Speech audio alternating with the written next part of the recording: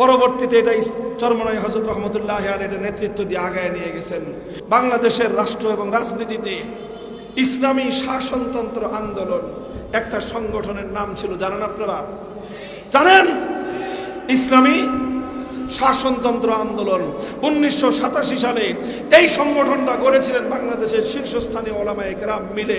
শাইখুল হাদিস আল্লামা আজিজুল হক রহমতুল্লাহ আলাইহি, পীর সাহেব চরমনাই মরহুম সৈয়দ ফজলুল করিম রহমতুল্লাহ আলাইহি, হযরত মাওলানা আব্দুল গফফার সাহেব রহমতুল্লাহ আলাইহি, পীর সাহেব বাইতুল শরফ আব্দুল জব্বার রহমতুল্লাহ আলাইহি, হযরত মাওলানা আব্দুল্লাহ হোসেন সাইদি রহমতুল্লাহ আলাইহি, মাওলানা কামালউদ্দিন জাফরি সাহেব সহ বাংলাদেশের শীর্ষ আলেমরা মিলে ইসলামী শাসনতন্ত্র আন্দোলন, অর্থাৎ আমরা বাংলাদেশে ইসলামী শাসনতন্ত্র বাস্তবায়ন করতে চাই, এই ছিল আমাদের দাবি।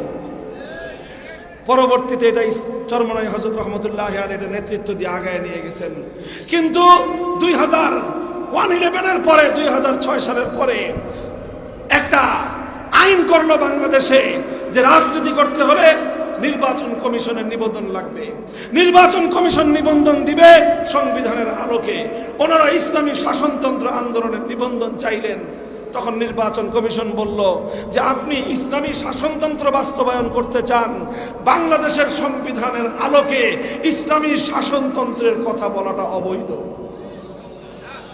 কারণ বাংলাদেশ হলো কুফরি শাসনতন্ত্র, এই কুফরি শাসনতন্ত্রের অধীনে ইসলামী শাসনতন্ত্রের কথা বলা যাবে না। সুতরাং তাদের হৃদয়ে রক্তক্ষরণ হলো, কিন্তু করার কিছুই ছিল না।